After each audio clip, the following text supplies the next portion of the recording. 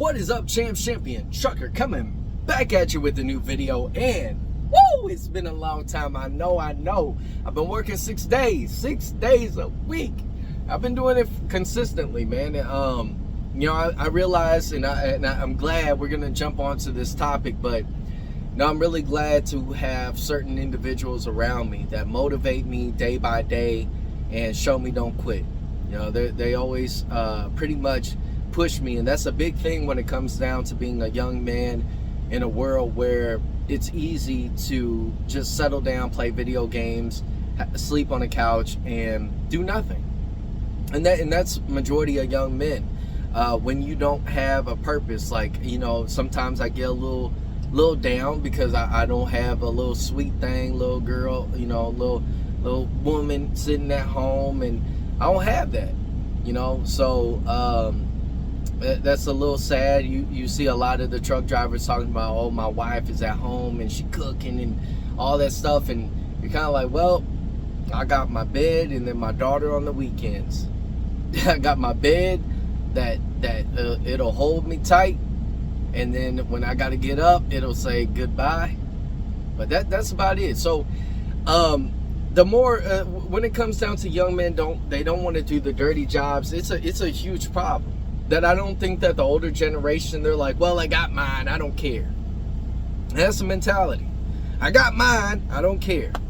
And the thing is that, yeah, okay, you got yours. Congratulations. You've done, what, 20, 30 years in the trucking industry. You've pretty much destroyed it due to the fact that you're a dirty, nasty slob. You've destroyed the reputation of trucking because back when you started, you would skew your logs and, you would do some horrible stuff back then. So the reputation of trucking has been destroyed because of you. Thank you.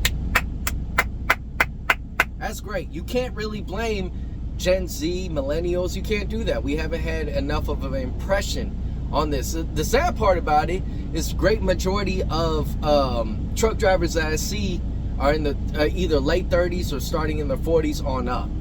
Barely do I ever see a young man in trucking such as myself. Sometimes I do, depending on where I am, but for the great majority of it, it's usually late 30s all the way up to 60, 70 years old. So young men, not even just trucking, but obviously being a truck driving channel, I talk about it. But young men, give me a second. They're kind of they're not incentivized to do the dirty jobs. Dating is absolute shambles concurrently in the time period that we're living in. So it makes it difficult to really want to go to a job and, support and build a family.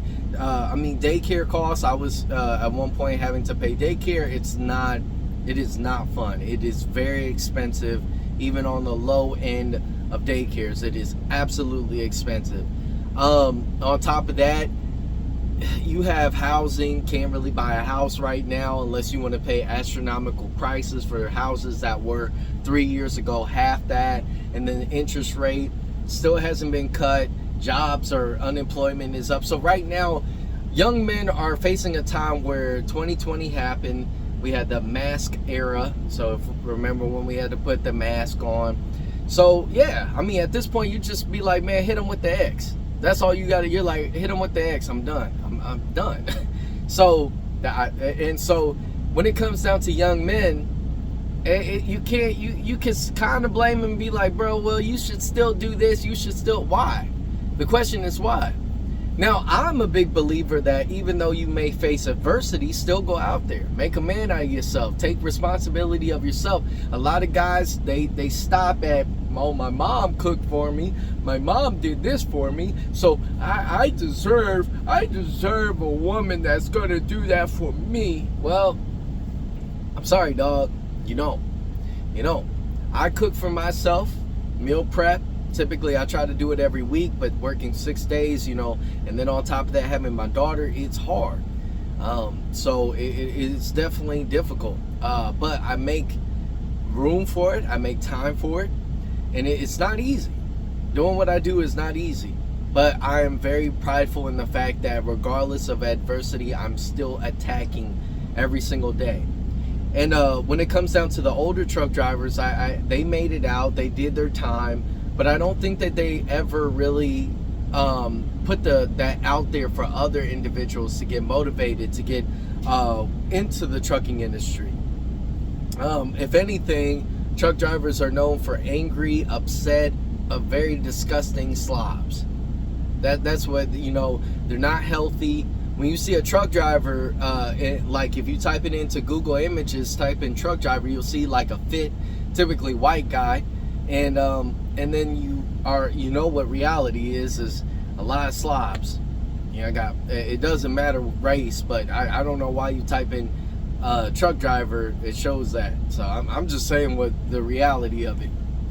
But the field's reputation has just diminished due to an older population of truck drivers that diminished it down just horribly.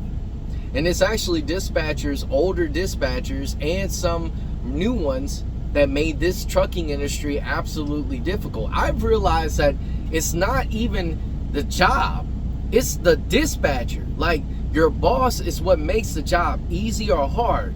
And yet, for some reason, a lot of dispatchers have bad attitudes. They don't want to work with the truck driver. They make the job as difficult as possible.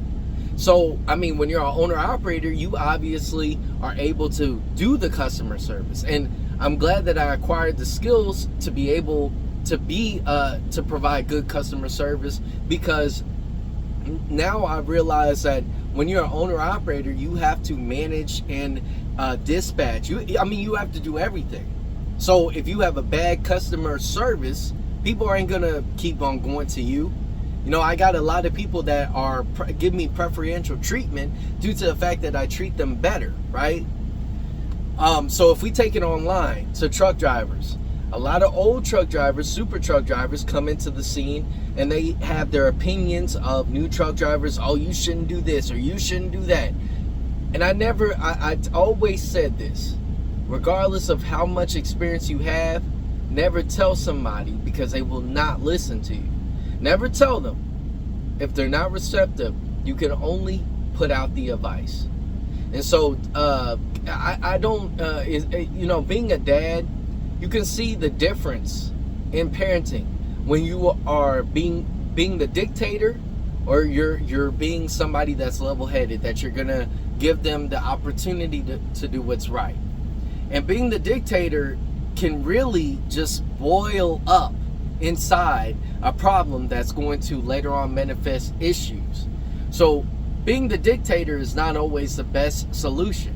Being somebody that can actually go a little bit of a democracy. I don't think a full democracy. I don't know what that is, but I think the ability to give people reign to figure out, are you going to do the right thing or the wrong thing? And allow them to learn that if I keep doing the wrong thing, a consequence will happen. If I keep doing the right thing, a consequence will happen. And typically the consequence is a good one. And then if you do the wrong thing, it's a bad thing. So I think that truck drivers, instead of, especially on the CB radios, instead of bashing truck drivers, getting mad at them, or not understanding, the other person's position, I think that a shift should have happened where you become more of a mentor to the younger. If you see a young man and he's struggling or he's doing something, not to berate the young man, but rather just kind of give him constructive criticism. And I'm not saying be like, oh, you're okay, you're good, you shouldn't have done. No, just be, instead of bashing, straight up bashing, a coach would be like, hey, you know what, you're making a left here. I need you to execute a right. I see why you're doing it, but hey, in order to get a win, cut to the right, if we're talking about football. So that's pretty much what it comes down to, young men and their issues. Give me 1 second. All right. So how do we fix young men and wanting to do the hard jobs? Because generation Gen Z or that, they can't uphold it forever. And the thing is that it would have to be a shift in mindset of work. Instead of looking at it as a dead end thing, it's more of an inspirational learning curve. I mean, you can instantly do it by just implementing social media to show them hard work, motivation, instead of dating and everything like that. But a lot of men are geared towards the idea of, a woman. They'll do anything for a woman. As long as a woman comes with it, I'm fine with it. But I think that is one of the worst kind of concepts to live with, is that I'll do it if a woman is there. And as a young man who, yes, I have my own daughter, I've had multiple relationships, I had to get out of the mind frame that my life revolves around that progress is made with a woman. And it's better I'm not gonna lie, it's nice to have a woman by your side, or come home after a long day, 12, 13 hours on the road. But unfortunately, the time we live in, young men have adversity with that, and they're working a regular 9-to-5 job. So you have to come up with the concept that it's just not, some things in life, they'll either come later, and so you just work on what you can for the now. And now, I decided, let me buckle down. I have a daughter that I have to set her life up for, and I have to do it right. I can't think about myself. And I think that's a big thing, where community allowed you to stop thinking just about yourself, but, the greater good. We have families that split up, they move to different locations, and so they forget about the home unit, not investing back into the family. Rather, they just kind of sprout out, and then the lineage goes that way, and nothing really stays home anymore. And I think that's the biggest problem that we have within young men, not wanting to do the dirty jobs. And just the reputation. You don't, blue collar work, you don't get any love for it. You do not get any love for being a blue collar brother. And that's going to be my next topic. So thank you guys so much for watching. I appreciate it. If you guys have anything to say about it, let me know down in the comments below. I'll catch you in the next one. Peace.